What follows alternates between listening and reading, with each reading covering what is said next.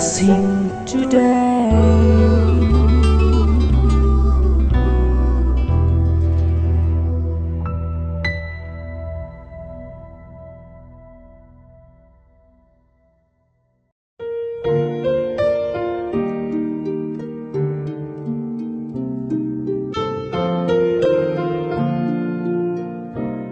Welcome to blessing today. ഇന്നത്തെ ഈ പ്രോഗ്രാമിലൂടെ യേശു ഓരോ വ്യക്തികളെയും ധാരാളമായി അനുഗ്രഹിക്കട്ടെ എന്ന് പ്രാർത്ഥിക്കുന്നു. ഇന്നത്തെ നമ്മുടെ പ്രോഗ്രാം സ്പോൺസർ ചെയ്തിട്ടുള്ള എല്ലാവർക്കുമായി പേര് പറഞ്ഞ് ലോകം എമ്പാടുമുള്ള ബ്ലെസ്സിങ് ടുഡേ പ്രേക്ഷകർ ഒരുമിച്ച് ചേർന്ന് നമുക്ക് ഈ സമയത്ത് പ്രാർത്ഥിക്കാം. ഞങ്ങൾ ഒരുമിച്ച് ചേർന്ന് ഇന്നത്തെ സ്പോൺസേഴ്സിനായി പ്രാർത്ഥിക്കുന്നു. കെ ഫിലിപ്പിനായി പ്രാർത്ഥിക്കുന്നു. ആരോഗ്യവും ആത്മീയ അനുഗ്രഹങ്ങളും കർത്താവ് നൽകി കുടുംബമായി അനുഗ്രഹിക്കണമേ എന്ന് പ്രാർത്ഥിക്കുന്നു. മക്കളുടെ മേൽ എല്ലാവിധ അനുഗ്രഹങ്ങളും അങ്ങ് ചൊരിയണമേ എന്നങ്ങയോട് പ്രാർത്ഥിക്കുന്നു. അതുപോലെ കർത്താവെ, മോളി എന്ന സഹോദരിക്കായി പ്രാർത്ഥിക്കുന്നു. തനിക്ക് കർത്താവ് ആരോഗ്യവും ആത്മീയമായ അനുഗ്രഹങ്ങളും അങ്ങ് പകരണമേ എന്ന് പ്രാർത്ഥിക്കുന്നു. മിനി എബ്രഹാമിനായി പ്രാർത്ഥിക്കുന്നു. ആത്മീയ അനുഗ്രഹങ്ങൾ പകരുമ്പോൾ തന്നെ മക്കൾ അമലിനായും എമിക്കായും പ്രാർത്ഥിക്കുന്നു. കർത്താവ് വിദ്യാഭ്യാസ നന്മകൾ നൽകണമേ, നല്ല ഒരു ഫ്യൂച്ചർ അങ്ങ് നൽകണമേ എന്നങ്ങയോട് പ്രാർത്ഥിക്കുന്നു. മിനിയുടെ അമ്മയ്ക്കായി പ്രാർത്ഥിക്കുന്നു. അമ്മണി ഏലിയാസിന് കർത്താവ് സൗഖ്യം നൽകണമേ എന്ന് പ്രാർത്ഥിക്കുന്നു. യൂട്രസിലുള്ള ആ പ്രയാസങ്ങൾ യേശുവിൻ്റെ നാമത്തിൽ മാറിപ്പോകട്ടെ. എസ് ശാലിനിക്കായി പ്രാർത്ഥിക്കുന്നു. ബിസിനസ്സിനെ അനുഗ്രഹിക്കണമേ. തൻ്റെ ടൈലറിംഗ് ഷോപ്പ് ഏറ്റവും അനുഗ്രഹിക്കപ്പെടട്ടെ. അതുപോലെ കർത്താവെ, സമാധാനമുള്ള ഒരു കുടുംബജീവിതം അങ്ങ് നൽകണമേ എന്ന് അങ്ങോട് പ്രാർത്ഥിക്കുന്നു. മകൻ ഷാരോണിനായി പ്രാർത്ഥിക്കുന്നു. ആരോഗ്യത്തെയും വിദ്യാഭ്യാസത്തെയും ഇപ്പോൾ അനുഗ്രഹിച്ച് പ്രാർത്ഥിക്കുന്നു. ജെയ്ബു മാത്യൂസിനായി പ്രാർത്ഥിക്കുന്നു. കർത്താവെ, തന്നെയും തൻ്റെ ഭാര്യ ജിനുവിനെയും കർത്താവ് അനുഗ്രഹിച്ച് കർത്താവെ അത്ഭുതകരമായി കുഞ്ഞുങ്ങളെ നൽകി അങ്ങ് അനുഗ്രഹിക്കണമേ എന്നങ്ങയോട് പ്രാർത്ഥിക്കുന്നു. ജയ്ബുവിൻ്റെ മദറിനായി പ്രാർത്ഥിക്കുന്നു. മേരിക്കുട്ടി എന്ന സഹോദരിയെ ആരോഗ്യവും അതുപോലെ കർത്താവെ എല്ലാവിധ രോഗങ്ങളിൽ നിന്നും സൗഖ്യവും നൽകി അനുഗ്രഹിക്കണമേ എന്ന് പ്രാർത്ഥിക്കുന്നു. കർത്താവെ, ഇന്നത്തെ എല്ലാ സ്പോൺസേഴ്സിനെയും അങ്ങയുടെ നാമത്തിൽ ഇപ്പോൾ അനുഗ്രഹിച്ചിരിക്കുന്നു. യേശുവിൻ നാമത്തിൽ തന്നെ ആമേൻ. Thank you for sponsoring today's episode. കർത്താവ് ധാരാളമായി അനുഗ്രഹിക്കട്ടെ. അപ്പോൾ തന്നെ ഇത് കണ്ടുകൊണ്ടിരിക്കുന്ന എല്ലാവരോടും ഞാൻ പറയട്ടെ, നിങ്ങൾക്കും ബ്ലെസ്സിങ് ടുഡേ എപ്പിസോഡുകൾ ദിവസവുമുള്ളത് സ്പോൺസർ ചെയ്ത് ഈ ശുശ്രൂഷയിൽ പങ്കുകാരാകാം. ദശലക്ഷങ്ങളെ കർത്താവ് ഒരൊറ്റ എപ്പിസോഡിലൂടെ തൊടുകയും അനുഗ്രഹിക്കുകയും ചെയ്യും. അതുമാത്രമല്ല, ബ്ലെസ്സിങ് ഫെസ്റ്റിവലുകളും ഞായറാഴ്ചകളിലുള്ള ലൈവ് ടെലികാസ്റ്റ് നിങ്ങൾക്ക് സ്പോൺസർ ചെയ്യാം. അതിലൂടെ എല്ലാം ധാരാളമായ അനുഗ്രഹങ്ങൾ റിട്ടേൺസായി നിങ്ങളുടെ ജീവിതത്തിലേക്ക് തന്നെ മടങ്ങി വരികയും ചെയ്യും. ഇന്നത്തെ നമ്മുടെ വചന സന്ദേശത്തിലേക്ക് ഈ സമയത്ത് നമുക്ക് പോകാം. ഇന്നലെ നമ്മൾ ആരംഭിച്ച ആ ടോപ്പിക് നിങ്ങൾ ഓർക്കുന്നുണ്ടായിരിക്കും. ടൈം ആൻഡ് യു, സമയവും നിങ്ങളും.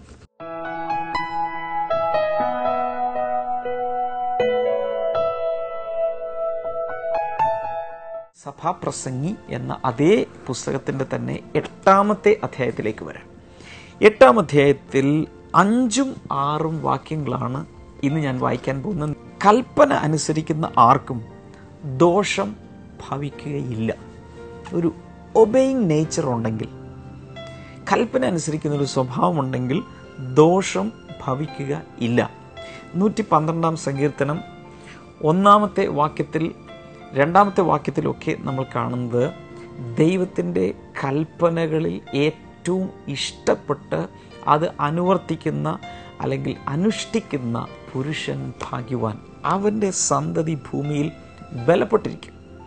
അപ്പോൾ ഒരു ദോഷവും വരാത്ത രീതിയിൽ കാക്കപ്പെടണമെങ്കിൽ ദൈവിക കൽപ്പനകളൊക്കെ അനുസരിക്കുന്നൊരു സ്വഭാവം നമ്മുടെ ജീവിതത്തിൽ വേണം. അതിനുശേഷം പറയുന്നത്, ജ്ഞാനഹൃദയം യുക്തസമയവും നടപടിക്രമങ്ങളും അറിയുന്നു.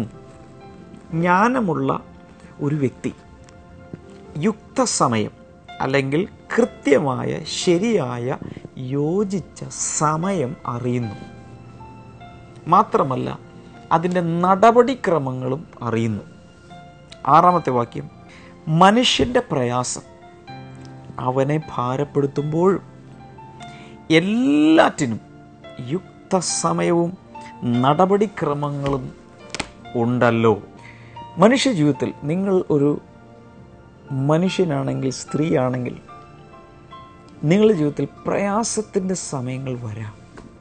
ആരുടെ ജീവിതത്തിൽ ആ പ്രയാസമുള്ള സമയങ്ങൾ ഇല്ലാത്തത്? കഷ്ടതകളുടെയും പ്രയാസങ്ങളുടെയും സമയങ്ങൾ നമ്മുടെ ജീവിതത്തിൽ വരാം. എന്നാൽ എത്ര വലിയ പ്രയാസം നമ്മളെ കഷ്ടപ്പെടുത്തുമ്പോഴും അതിൽ നിന്ന് പുറത്ത് ചാടാൻ നമുക്കൊരു വലിയ ആഗ്രഹമുണ്ട്. ഇതെങ്ങനെയെങ്കിലും ഒന്ന് തീർന്നാൽ മതി എന്ന് ഉള്ളിൽ നമുക്കൊരു ആഗ്രഹമുണ്ട്. എങ്കിലും എല്ലാറ്റിനും ഒരു യുക്തസമയവും നടപടിക്രമങ്ങളും ഉണ്ടല്ലോ. ഉദാഹരണത്തിന് മാർച്ച് മാസത്തിൽ, ഏപ്രിൽ മാസത്തിൽ പരീക്ഷ വരികയാണെന്നിരിക്കട്ടെ, എക്സാം സീസൺ വരികയാണെന്നിരിക്കട്ടെ. എല്ലാ വിദ്യാർത്ഥികൾക്കാകെ എങ്ങനെയെങ്കിലും ഈ പരീക്ഷ ഒന്ന് തീർന്നാൽ മതി, ആ വെയിറ്റ് ഒന്ന് തലേന്നൊന്ന് പോയാൽ മതി. പക്ഷെ അങ്ങനെ വിചാരിച്ചതുകൊണ്ട് ജനുവരി മാസത്തിൽ പരീക്ഷ തീർന്നു പോകുമോ? ഇല്ല. അതിനൊരു സമയമുണ്ട്, അതിനൊരു പ്രൊസീജിയറുണ്ട്, ഒരു ക്രമമുണ്ട്. അതിലേക്ക് നമ്മെ തന്നെ ഒന്ന് അഡ്ജസ്റ്റ് ചെയ്തേ തീരൂ. ഇനി ഒത്തിരി പ്രാർത്ഥിച്ച് ഒരു യുവതിയുടെ വിവാഹം കഴിഞ്ഞു. വിവാഹം കഴിഞ്ഞപ്പോൾ വലിയൊരു ആഗ്രഹം, എനിക്കൊരു കുഞ്ഞുണ്ടായാൽ മതി. പ്രാർത്ഥിച്ചു. അവസാനം ഈ കുട്ടി പ്രഗ്നൻ്റായി 1 മാസം കഴിഞ്ഞപ്പോൾ പ്രഗ്നൻ്റ് ആണെന്നുള്ള വലിയ സന്തോഷ വാർത്ത അറിഞ്ഞു. തുള്ളി ചാടി എല്ലാവർക്കും സീറ്റ്സ് കൊടുക്കുന്നു, ഫോൺ ചെയ്യുന്നു, SMS അയക്കുന്നു, എല്ലാം നടക്കുന്നു. എന്നാൽ പെൺകുട്ടിക്കൊരാഗ്രഹം, 9 മാസമൊക്കെ ഈ വയറും വെച്ചുകൊണ്ട് നടന്ന് കഷ്ടപ്പെട്ട് ചുമന്നുകൊണ്ട് പ്രസവിക്കാമെന്ന് എനിക്ക് 2-ാം മാസത്തിലൊന്ന് കുഞ്ഞിനെ കിട്ടിയാൽ മതി. ഓർക്കണം, പ്രഗ്നൻസി പീരീഡിൽ ഒരുപക്ഷെ അല്പം ബുദ്ധിമുട്ടൊക്കെ ഉണ്ടായാലും ദൈവം നിയമിച്ചാക്കിയ ഒരു മെച്യൂറിങ് ടൈം, ഒരു ഡ്യൂ ടൈം ഉണ്ട്. അതുവരെ സഹിച്ചേ പറ്റൂ. ജീവിതത്തിൽ എല്ലാറ്റിനും ഭയങ്കരമായി തിടുക്കം കാണിക്കുന്ന രീതികൾ കാണാറുണ്ട്. ഉദാഹരണത്തിന് ചില കുഞ്ഞുങ്ങൾക്ക് 8 വയസ്സേ ഉള്ളൂ, 9 വയസ്സേ ഉള്ളൂ, 10 വയസ്സേ ഉള്ളൂ, 11 വയസ്സേ ഉള്ളൂ. ചില കുട്ടികൾക്ക് വളരെ കൂടിയ മൊബൈൽ വേണം, ഭയങ്കര കൂടിയ 32,000 രൂപയുടെ 40,000 രൂപയുടെ മൊബൈൽ വേണം. കാരണം ചില ഫ്രണ്ട്സിൻ്റെ കയ്യിലുണ്ട്, എനിക്കും വേണം എന്ന് പറഞ്ഞുകൊണ്ട് അവർ ഭയങ്കര ബഹളം കൂട്ടും. 16 വയസ്സുള്ളൂ, 17 വയസ്സുള്ളൂ, ഇപ്പോൾ ഏറ്റവും കൂടിയ ബൈക്ക് വേണം, മമ്മി ബൈക്ക് വേണം, ഡാഡി ബൈക്ക് വേണം. ഇല്ലെങ്കിൽ അവർ ബഹളം കൂട്ടുകയാണ്. സമയത്തിന് മുൻപ്, മെച്യൂരിറ്റി വരുന്നതിന് മുൻപ് തിടുക്കം കൂട്ടി സാധനങ്ങൾ വേണം, അത് വേണം, ഇത് വേണം എന്ന് പറഞ്ഞുകൊണ്ട് ഭയങ്കരമായി തിടുക്കം കൂട്ടുന്ന വ്യക്തികൾ ജീവിതത്തിൽ പരാജയപ്പെടും. ഞാനിത് പറയുമ്പോൾ ഇത് കേൾക്കുന്ന കുട്ടികളോട്, യുവാക്കന്മാരോട്, ഒരു ജ്യേഷ്ഠ സഹോദരൻ എന്ന രീതിയിൽ അല്ലെങ്കിൽ ഒരു അങ്കിൾ എന്ന നിലയിൽ നിന്നുകൊണ്ട് ഞാൻ പറയുകയാണ്, ഒരിക്കലും ജീവിതത്തിൽ അനാവശ്യമായ തിടുക്കം കൂട്ടരുത്. കാരണം വളരെ ജ്ഞാനിയായ ഒരാൾ എഴുതി വച്ചിരിക്കുകയാണ്, എല്ലാറ്റിനും യുക്തസമയവും നടപടിക്രമങ്ങളും ഉണ്ടല്ലോ. Everything has A time, proper time and procedure. ഞാൻ ഇന്നലെ പറഞ്ഞ പോലെ ചില പെൺകുട്ടികൾക്ക്, ചില ആൺകുട്ടികൾക്ക് കല്യാണം കഴിക്കാൻ ഭയങ്കര തിരക്കാണ്. 18 ആയുള്ള അപ്പോഴേ ബഹളം തുടങ്ങിയാണ്. ഇല്ലെങ്കിൽ ഞാൻ ആരെക്കൂടെയെങ്കിലും പോകും, ഏതെങ്കിലും ഒരു ബോയോടുകൂടെ ഞാൻ പൊക്കളയും. 19 ആയുള്ളൂ, 20 ആയുള്ളൂ, ഭയങ്കര തിരക്കാണ്, എങ്ങനെയെങ്കിലും കല്യാണം കഴിച്ചേ തീരും. ചില ആൺകുട്ടികൾക്ക്, ചില പെൺകുട്ടികൾക്ക് അതിഭയങ്കരമായ തിരക്ക് കൂട്ടുന്ന പലരും അതിവേഗത്തിൽ ഏതെങ്കിലും വിപത്തിൽ ചെന്നുപെടുത്തും. അങ്ങനെയുള്ള പല ബന്ധങ്ങളും നിലനിൽക്കുന്നത് കാണാറില്ല. +1-നും +2-നും ഒക്കെ പഠിക്കുന്ന കുട്ടികൾ, അല്ലെങ്കിൽ ഈവൻ ഹൈസ്കൂളിൽ പഠിക്കുന്ന കുട്ടികൾ ഇപ്പോഴേ ജീവിത പങ്കാളിയെ കണ്ടെത്താൻ വേണ്ടി ഹണ്ട് ചെയ്യുകയാണ്. മിസ്ഡ് കോൾ അയക്കുന്നു, SMS അയക്കുന്നു, പ്രാർത്ഥിക്കുന്നു, ദൈവമേ എനിക്ക് കാണിച്ചു തരണേ. കാണുന്ന പെൺകുട്ടികളുടെ അല്ലെങ്കിൽ ബോയ്സിൻ്റെ പുറകെ നടക്കുന്നു, ബോയ് ഫ്രണ്ട്സിനെയും ഗേൾ ഫ്രണ്ട്സിനെയും ഉണ്ടാക്കുന്നു, എന്താ ചെയ്യേണ്ടതെന്നറിയാതെ തിരക്ക് കൂട്ടുകയാണ്. സ്ലോ ഡൗൺ, അതിൻ്റെ ആവശ്യമില്ല. ദൈവം ഈ ഭൂമിയിലേക്ക് നിങ്ങളെ അയച്ചപ്പോൾ തന്നെ നിങ്ങൾക്കൊരു ജീവിത പങ്കാളിയെയും കണ്ടുവച്ചിട്ടുണ്ട്. സമയത്തിന് മുൻപ് തിരക്ക് കൂട്ടി അതിലേക്ക് എടുത്തു ചാടേണ്ട ആവശ്യം ഇല്ല. എല്ലാറ്റിനും ഒരു യുക്ത സമയമുണ്ട്, ഒരു നടപടിക്രമമുണ്ട്. നമ്മൾ വായിച്ച വാക്യത്തിൽ ജ്ഞാനിയായ വ്യക്തി പറയുന്നത്, മനുഷ്യൻ്റെ പ്രയാസം അവനെ ഭാരപ്പെടുത്തുമ്പോൾ, ഒരുപക്ഷെ നിങ്ങൾ ഇന്ന് ജീവിക്കുന്ന സാഹചര്യത്തിൽ, കുടുംബജീവിതത്തിൽ, അല്ലെങ്കിൽ പഠിക്കുന്ന നിങ്ങളുടെ സ്റ്റഡീസിൽ, അല്ലെങ്കിൽ ചെയ്യുന്ന ജോലിയിൽ, ഏർപ്പെട്ടിരിക്കുന്ന ഒരു പ്രോജക്റ്റിൽ, എന്തിലുമാകട്ടെ അതിഭയങ്കരമായൊരു പ്രയാസം നിങ്ങളിങ്ങനെ ഭാരപ്പെടുത്തിക്കൊണ്ടിരിക്കുകയാണെങ്കിൽ പോലും ഓർക്കുക, എല്ലാറ്റിനും ഒരു യുക്ത സമയമുണ്ട്, ഒരു നടപടിക്രമമുണ്ട്. There is a procedure. ആ പ്രൊസീജിയർ മനസ്സിലാക്കി നമ്മൾ പോയാൽ ഭാരപ്പെടേണ്ടി വരികയില്ല. ഇനി മറ്റു ചില വാക്യങ്ങൾ കൂടെ നമുക്ക് ഒന്ന് വായിച്ചു നോക്കാം. സഭാപ്രസംഗി എന്ന അതേ പുസ്തകത്തിൽ 9-ാം അധ്യായം 12-ാമത്തെ വാക്യം ഇങ്ങനെയാണ് വായിക്കുന്നത്: ഒരു മനുഷ്യനും അവൻ്റെ സമയം എപ്പോൾ വരും എന്നറിയുന്നില്ല. വലയിൽ പിടിക്കപ്പെടുന്ന മത്സ്യം പോലെയോ കെണിയിൽ അകപ്പെടുന്ന പക്ഷികളെ പോലെയോ മനുഷ്യർ അവരുടെ മേൽ അപ്രതീക്ഷിതമായി വന്നു പതിക്കുന്ന ദുഷ്കാലങ്ങളാൽ പിടിക്കപ്പെടുന്നു. എന്ന് വെച്ചാൽ ഈവിൾ ടൈംസ്, അല്ലെങ്കിൽ കഷ്ടകാലം, അല്ലെങ്കിൽ ദോഷമുള്ള സമയം എന്നൊക്കെ സാധാരണ അറിയപ്പെടുന്നത് പോലെ ഉള്ള ദിവസങ്ങൾ അല്ലെങ്കിൽ ചില സീസൺസ് ലൈഫിൽ വരാം. നമ്മിൽ ആരിൽ നിന്നും അത് ഒഴിഞ്ഞിരിക്കുന്നില്ല. They can come, they will come, but be prepared. അതിനുവേണ്ടി ഒരുക്കപ്പെട്ടിരിക്കുക. വേറൊരു വാക്യം ഈ സമയത്ത് വായിക്കാം. സഭാപ്രസംഗിൽ തന്നെ അതേ പുസ്തകത്തിൽ 12-ാം അധ്യായം ആദ്യത്തെ വാക്യങ്ങൾ നമ്മൾ കാണുന്നത്: യൗവനത്തിൽ നിന്റെ സ്രഷ്ടാവിനെ ഓർത്തുകൊള്ളുക, ദുഷ്കാലങ്ങൾ വരികയും അവയിൽ ഞാൻ സന്തോഷം കാണുന്നില്ല എന്ന് നീ പറയുന്ന വർഷങ്ങൾ നിന്നെ സമീപിക്കുകയും ചെയ്യുന്നതിന് മുൻപ്. യൗവനക്കാരോടാണ് ഉപദേശം. എന്താ പറയുന്നത്? യൗവനകാലത്ത് തന്നെ നിന്റെ സ്രഷ്ടാവിനെ ഓർത്തുകൊള്ളുക. ദൈവത്തിൻ്റെ മഹാകരുണയാൽ ചെറുപ്പകാലത്ത് തന്നെ ദൈവത്തെ തേടുന്നൊരു ഹൃദയം എന്നിൽ ഉണ്ടായിരുന്നു. അതുകൊണ്ട് പഠിച്ചുകൊണ്ടിരുന്ന കാലത്ത് തന്നെ ദൈവത്തെ തേടുകയും എൻ്റെ യൗവനകാലം ദൈവത്തിന് വേണ്ടി ചെലവിടുവാൻ വലിയൊരു ഭാഗ്യവും കരുണയും ദൈവം എനിക്ക് തന്നു. അന്നൊരിക്കൽ ചെറുപ്പമായിരുന്ന കാലത്ത് കണ്ടുപിടിച്ചൊരു വാക്യമാണ് ഞാൻ നിങ്ങളോട് വായിച്ചത്. Ecclesiastes 12:1. Remember your creator in the days of your youth. നിന്റെ ചെറുപ്പകാലത്ത്, യുവാവായിരിക്കുന്ന കാലത്ത്, യുവതിയായിരിക്കുന്ന കാലത്ത് നിന്റെ സ്രഷ്ടാവിനെ ഓർത്തുകൊള്ളുക. പലർക്കുമുള്ളൊരു ഫിലോസഫി ഇതാണ്. ചെറുപ്പകാലം അല്ലെങ്കിൽ യൗവനകാലത്തൊക്കെ തകർത്ത് ജീവിക്കുക, ഇഷ്ടമുള്ളതുപോലെ സുഖിച്ച് ചെയ്യാവുന്ന, എൻജോയ് ചെയ്യാവുന്നതെല്ലാം എൻജോയ് ചെയ്ത് കുറേ പാപമൊക്കെ ഒന്ന് തിരിച്ചറിഞ്ഞ് ടേസ്റ്റ് ചെയ്ത് അങ്ങനെ ഒന്ന് ജീവിക്കണം.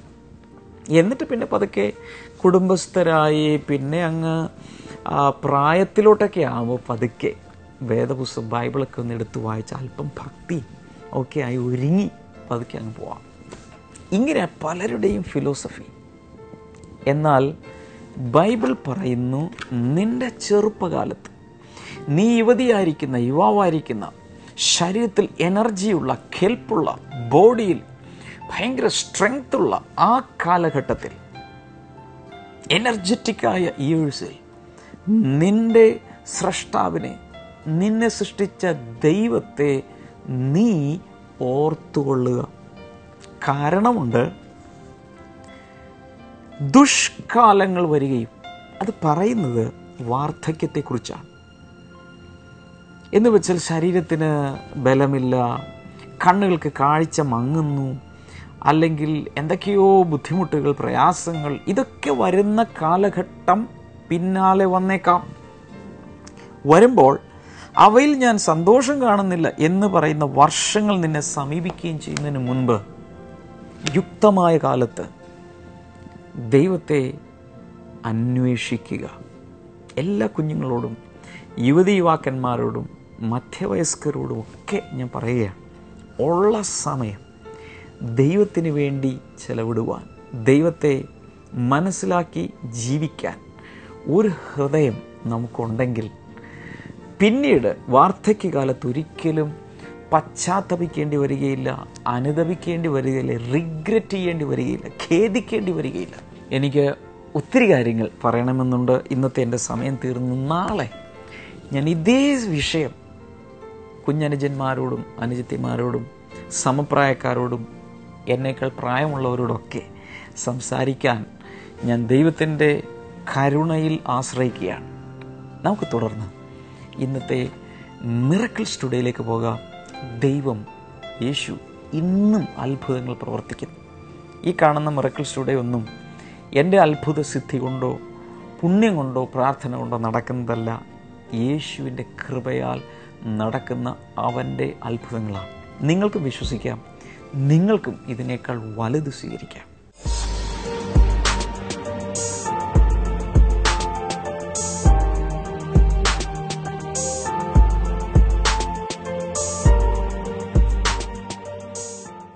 ബ്രദർ, ഇത് അമ്മയും മോളുമാണ് നിൽക്കുന്നത്. ഇത് അമ്മയുടെ പേര് മോളി മാത്യു, മോളുടെ പേര് അനീറ്റ. ഈ കുടുംബത്തിൽ രണ്ട് കാര്യങ്ങൾക്ക് രണ്ടുപേർക്കും യേശു കർത്താവ് രോഗസൗഖ്യം കൊടുത്തതാണ്. സിസ്റ്റർ പറയുന്ന ചൂണ്ടുവിരൽ പഴുത്തിട്ട് ആ നഖവും മാംസം കൂടി ചേർന്ന ഭാഗത്ത് പഴുപ്പ് ഇങ്ങനെ ഒഴുകുമായിരുന്നു. അങ്ങനെ നമ്മുടെ കൊച്ചിയിലുള്ള പ്രാർത്ഥന സ്ഥലത്ത് വിളിച്ചു പറഞ്ഞ് പ്രാർത്ഥിച്ചു. ആ നിമിഷം തന്നെയും ഇങ്ങനെ എന്തോ വലിഞ്ഞു മുറുകുന്ന മാതിരി, അത് ഉണക്ക് തുടങ്ങുന്ന മാതിരി പ്രാർത്ഥിച്ചുകൊണ്ടിരിക്കുമ്പോൾ വലിഞ്ഞു മുറുകുന്ന മാതിരി തോന്നി. അപ്പോൾ തന്നെ ആ പഴുപ്പ് അവിടുന്ന് മാറി എന്നാണ് സിസ്റ്റർ പറയുന്നത്. ഇപ്പോൾ കൈകൾ കാണാം നമുക്ക് ശരിക്കും, അവിടെ ഇങ്ങനെ കറുത്ത പാടുകൾ മാത്രമേ ഉള്ളൂ. ഇത് ഈ സൗഖ്യം നടക്കുന്നത് എപ്പോഴാണ്? എത്ര നാള് മുൻപാണ് ഇത്? 3-4 ദിവസമായതേ ഉള്ളൂ. ഇത് 3-4 ദിവസം കൈ ഉണങ്ങിയത് 3 ദിവസം മുമ്പാണ്. ഞാൻ ഇങ്ങനെ കൈവച്ചോണ്ട് പറഞ്ഞു, എൻ്റെ കർത്താവേ, ഇത് ഇത്രയും രോഗസൗഖ്യം തരുന്നല്ലോ, എൻ്റെ കൈയും കൂടെ ഒന്ന് കുറച്ചത് കർത്താവേ, നിന്റെ വചനത്തെ ഞാൻ വിശ്വസിച്ചാണല്ലോ ഇവിടെ ഇരിക്കുന്നതെന്ന് പറഞ്ഞു. അത് കഴിഞ്ഞ് കൈക്ക് ഒന്നും തോന്നിയൊന്നുമില്ല. സന്ധ്യ ആയപ്പോഴത്തേക്ക് കൈ ഇങ്ങനെ വലിയുന്നു. അപ്പൊ ഞാൻ പെട്ടെന്ന് നോക്കിയപ്പോൾ തൊലിയെല്ലാം ചുരുണ്ട് വരുന്നു. തൊലിയെല്ലാം ചുരുണ്ടിട്ട് ഇപ്പൊ ഇത് ഇവിടെ വേദന എന്ന് പറയുന്ന സാധനമില്ല, ഒട്ടും തന്നെ പ്രയാസങ്ങൾ അവിടെ ഇല്ല. ഒരു 2 മാസം മിച്ചമായെന്ന് തോന്നി ഇതിങ്ങനെ പഴുക്കാൻ തുടങ്ങിയിട്ട്. 2 മാസത്തോളം പഴുപ്പുണ്ടായിരുന്നു. പക്ഷെ 2-3 ദിവസങ്ങൾക്ക് മുമ്പ് അത് വലിഞ്ഞു. വളരെ പെട്ടെന്ന് ഒരു സൗഖ്യം ആ വിരലിൽ ഉണ്ടായി. ഈ മോളുടെ സാക്ഷ്യം പറഞ്ഞില്ലല്ലോ. മോളുടെ സാക്ഷ്യം ഇതാണ്. 12 വയസ്സിൽ തുടങ്ങിയ അസുഖമാണ്. കാരണം വല്ലാതെ ബ്ലീഡിങ് ഉണ്ടാകുമായിരുന്നു. മാത്രമല്ല ആ സമയത്ത് വയറെല്ലാം വല്ലാതെ എരിഞ്ഞ് ഒരു വല്ലാത്ത അസ്വസ്ഥയായിരുന്നു. ഈ അമ്മ പറയുന്ന ഇതാണ്, ഏകദേശം 3 വർഷത്തോളമായി ഈ അസുഖം തുടങ്ങിയിട്ട്. 12 വയസ്സിൽ, ഇപ്പൊ 15-15.5 വയസ്സുണ്ടേ കുഞ്ഞിന്. ഈ അമ്മ പറയുന്നത് സ്കൂളിൽ പോകാൻ പറ്റത്തില്ല, കാരണം ഇതിങ്ങനെ വന്നു കഴിയുമ്പോൾ പിന്നെ തല കറങ്ങി വീഴും. വല്ലാത്ത ബുദ്ധിമുട്ടായിരുന്നു. ഈ മകൾ തന്നെയാണ് നമ്മുടെ കൊച്ചിയിലുള്ള പ്രെയർ കോൾ സെന്ററിൽ വിളിച്ചത്. ആ സമയത്ത് അവിടെ ഫോൺ എടുത്ത വ്യക്തി പറഞ്ഞത് ഇങ്ങനെയാണ്, പരീക്ഷയ്ക്ക് പോകുന്ന സമയത്ത് വിളിച്ചത്, എനിക്ക് പരീക്ഷ എഴുതാൻ പറ്റില്ല. ആ സമയത്ത് പറഞ്ഞു, ധൈര്യമായി മോള് പോവുക, ഈ രോഗം കർത്താവ് എടുത്ത് മാറ്റും, മോൾക്ക് പരീക്ഷ എഴുതുവാൻ സാധിക്കുമെന്ന് പറഞ്ഞു. അതുപോലെ തന്നെ അന്ന് അവിടെ വിളിച്ചു പറഞ്ഞ ആ വാക്കുകൾ ഈ മകൾ വിശ്വസിച്ചു. അവളെ ഇപ്പോൾ പൂർണ്ണമായി സൗഖ്യമാക്കി. ഒരസ്വസ്ഥതയുമില്ല, ഒരു പ്രശ്നവുമില്ല, ബ്ലീഡിങ്ങും മാറി, എല്ലാം മാറി പൂർണ്ണമായി സൗഖ്യമായിട്ടാണ് ഈ മോള് ഇന്നിവിടെ നിൽക്കുന്നത്. സൗഖ്യം കിട്ടിയിട്ട് മോൾക്ക് എത്ര നാളായി ഇപ്പോ? 1 വർഷത്തോളം. ഓ, പണ്ട് നടന്ന സംഭവമാണ്.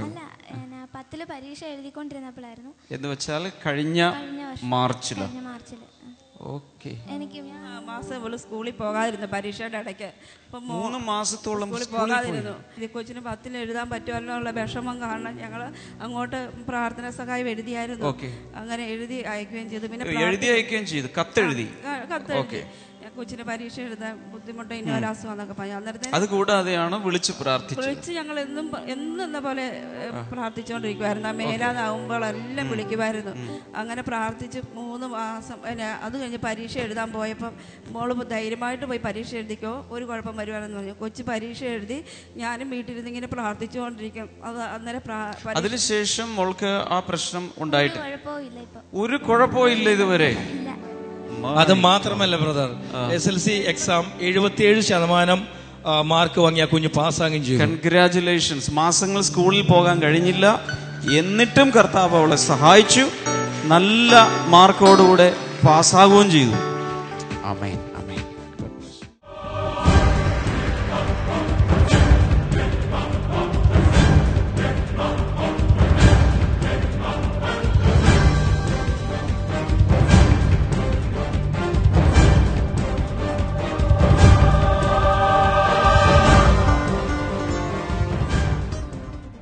നമുക്ക് ഈ സമയത്ത് ഒരുമിച്ച് പ്രാർത്ഥിക്കാം.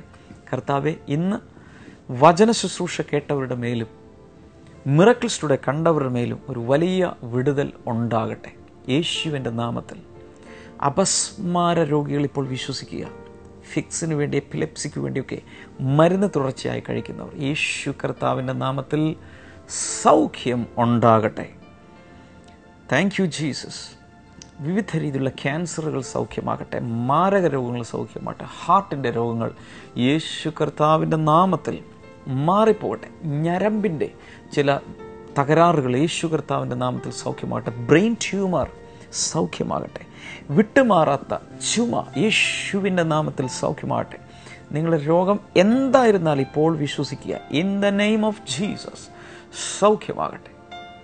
ദൈവിക വിടുതലുകൾ ഇപ്പോൾ കർത്താവെ ഓരോ വ്യക്തികളിലേക്കും വന്ന് ചേരട്ടെ. Thank you Lord. In the name of Jesus ulcer സൗഖ്യമാകട്ടെ. പൈൽസ് രോഗം സൗഖ്യമാകട്ടെ. Thank you Lord. എല്ലാവിധ അലർജികളും യേശു കർത്താവിൻ്റെ നാമത്തിൽ സൗഖ്യമാകട്ടെ. കർത്താവെ, അങ്ങ് നൽകുന്ന വിടുതലുകൾക്കായി നന്ദി. കുഞ്ഞുങ്ങളില്ലാത്തവർക്ക് അത്ഭുതകരമായി കുഞ്ഞുങ്ങൾ ഉണ്ടാകട്ടെ. കർത്താവിൻ്റെ പ്രവൃത്തിക്കായി നന്ദി പറയുന്നു യേശുവിൻ്റെ നാമത്തിൽ തന്നെ. ആമേൻ. ഈ ആഴ്ചയിലെ ബ്ലെസ്സിങ് ഫെസ്റ്റിവലുകൾ സാധാരണ നടക്കുന്ന ദിവസങ്ങളിലല്ല. നാളെ ബുധനാഴ്ച ബറോഡയിൽ നമ്മുടെ ബ്ലെസ്സിങ് ഫെസ്റ്റിവൽ നടക്കുകയാണ്.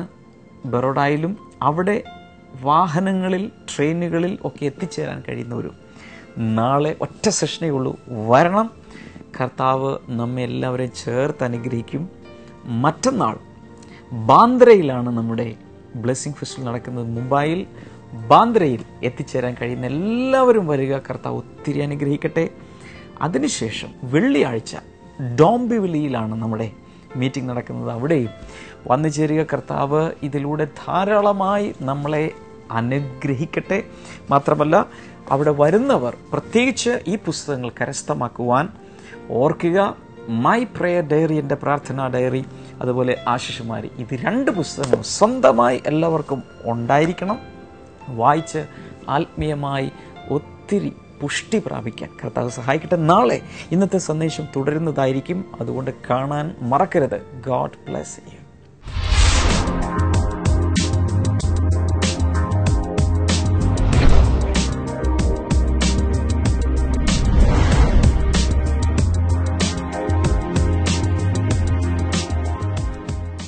Welcome to Blessing Today Bible and You Mega Contest. അടുത്ത ടോപ്പിക്ക് ജിഷയോടാണ്. ഏത് സബ്ജക്റ്റാണ് ചൂസ് ചെയ്യുന്നത്? ഗിരിപ്രഭാഷണം. ഒന്നാമത്തെ ചോദ്യം, മത്തായി 5:1 മുതൽ 12 വരെയുള്ള വാക്യങ്ങളുടെ അടിസ്ഥാനത്തിൽ ഭാഗ്യവാന്മാർ എന്ന പ്രയോഗത്തിലൂടെ യേശു പറയുന്ന എത്ര പ്രസ്താവനകളുണ്ട്? 9. യെസ്, ശരി ഉത്തരമാണ്. രണ്ടാമത്തെ ചോദ്യം, വെളിപ്പെടുവാനല്ലാതെ ഗൂഢമായത് ഒന്നുമില്ല, വെളിച്ചത്ത് വരുവാനുള്ളതല്ലാതെ മറവായത് ഒന്നുമില്ല എന്ന തത്വം വെളിവാക്കുവാനായി യേശു ഏത് ഉദാഹരണമാണ് ആ വചനത്തിന് തൊട്ട് മുമ്പ് പറഞ്ഞത്?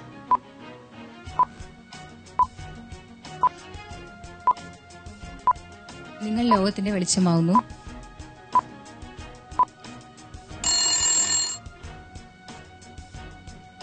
സമയം കഴിഞ്ഞുപോയി. ശരിയായ ഉത്തരം പറയാൻ കഴിഞ്ഞില്ല. ശരിയായ ഉത്തരം ഇതാണ്: വിളക്ക് വയ്ക്കേണ്ടത് പറയുടെ കീഴിലോ കട്ടിലിന്റെ അടിയിലോ അല്ല, തണ്ടിന്മേലത്രേ വയ്ക്കേണ്ടത്.